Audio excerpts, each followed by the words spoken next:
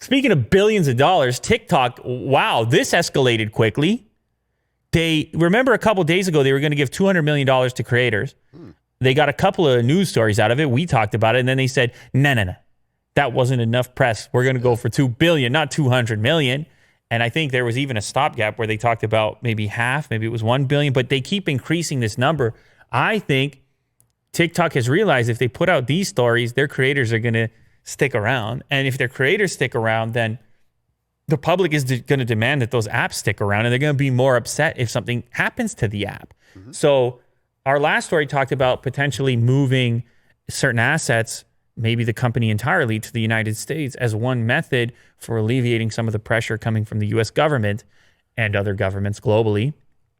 But then the other piece of the pie is if there's any fear from creators that the app may be unstable or not a place to make a long-term investment, then it won't matter what happens with the government because the communities will move on their own in the absence of the content that they're looking for and the creators that they came to follow and popularize. So TikTok appears to realize this is the case, and they are offering up big money now to creators globally, not just in the US, to hang around on the platform. TikTok is planning to support the next generation of talent on its platform, $2 billion creator fund. TikTok, Instagram, and YouTube all want high-profile creatives with millions of fans. Yeah, I wonder why. That makes a lot of sense. TikTok's new fund is designed to help influencers generate revenue on its platform.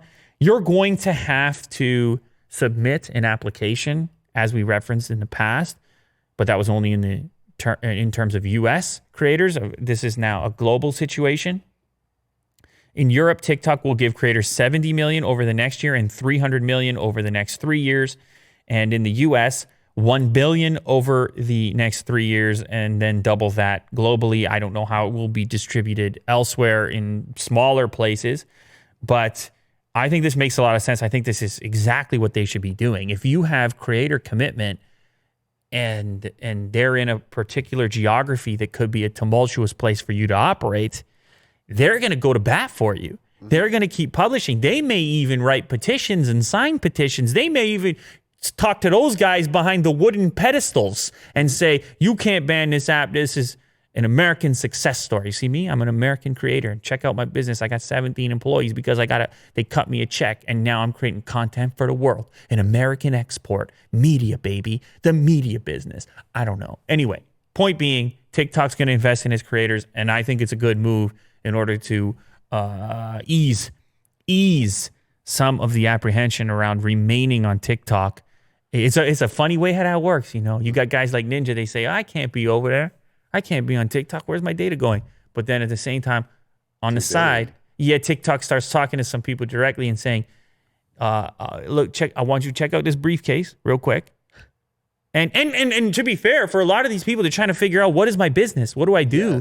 They're fresh to it. They're new to it. And they do have to figure something out long-term if they're going to do it professionally. And other platforms have done this very successfully, including the one that we're on here, including myself on YouTube. You start generating revenue. You can take it seriously. You can create more content more often, reliably, without feeling like, oh, this is risky. Right. It's a key piece, the business piece, and other social media platforms are catching up and figuring it out. Good content, it's going to cost some money. That's the bottom line. I mean, though a lot of people would dispute whether or not TikTok's got good content, but that's up to them. That's up to them to decide.